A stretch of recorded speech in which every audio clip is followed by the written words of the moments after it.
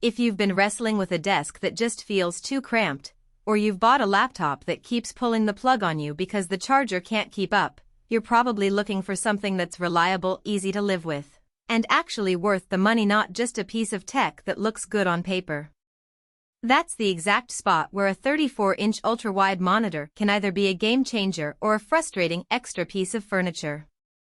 Link is in the description if you want to check the product details on Amazon. When I first started digging into ultra-wide options, I kept hearing the same two concerns from people on forums and in the comments sections of tech videos. Will this fit on my desk without making my workspace feel like a ship's bridge? And will I actually use the extra screen real estate? Or will it just be a giant picture frame that I stare at and then turn off?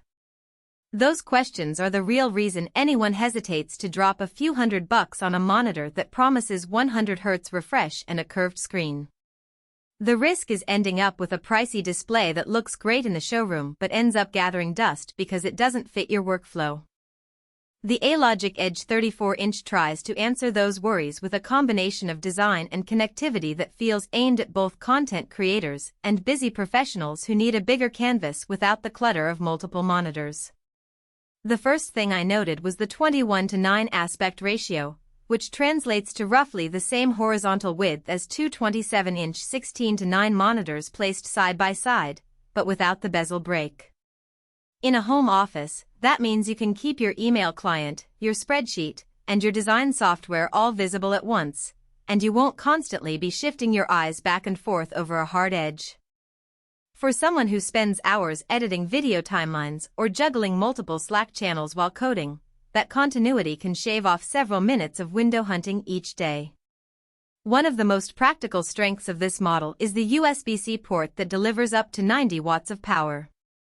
If you're using a MacBook Pro or a Windows laptop that supports USB-C charging, you can hook the laptop to the monitor with a single cable, and you'll get video, data, and a full charge, no need for a separate power brick. In my test setup, the laptop's battery went from 15% to 50% in about an hour of regular use while the monitor was active, which is exactly the kind of convenience that makes a desktop feel less like a permanent installation. It also reduces cable clutter, which is a subtle but real boost to a tidy workspace. The display itself runs at a QHD resolution, 3440x1440, and a 100 Hz refresh rate. For most office tasks, that resolution feels crisp, text stays sharp, icons aren't blurry, and the extra vertical space means you can fit more rows in Excel without scrolling. On the gaming side, the 100 Hz panel is smoother than a typical 60 Hz office monitor, though it's not a dedicated gaming panel with adaptive sync. When I tried a fast-paced indie shooter, the motion was certainly smoother, but there was a slight amount of ghosting noticeable during rapid pans. If you're a competitive gamer who needs the lowest input lag, there are better-priced options that advertise 144 Hz and G-Sync. For a professional who only needs occasional game breaks, though, the extra fluidity is a nice perk without being a deal-breaker. Design-wise, ALOGIC leans into a minimalistic aesthetic. The chassis is ultra-slim, with a silver finish that blends well with both Mac-centric setups and more industrial-looking PC rigs.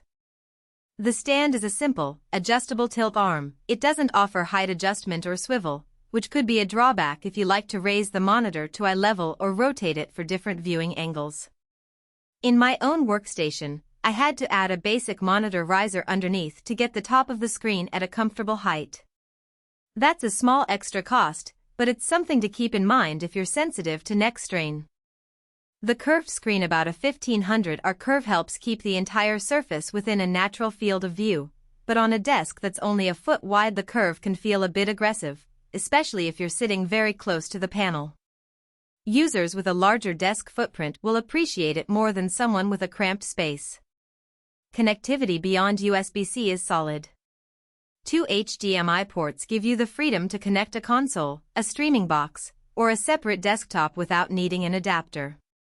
I ran a laptop via USB-C, a PlayStation 5 via HDMI 2, and still had a spare HDMI for a small media stick. The monitor's built-in speakers are modest enough for background music or a quick YouTube tutorial, but you'll want external speakers or headphones for anything more serious. The downside here is the lack of a DisplayPort input, which some power users prefer for its higher bandwidth and support for certain adaptive sync technologies. If your primary machine only has a DisplayPort output, you'd need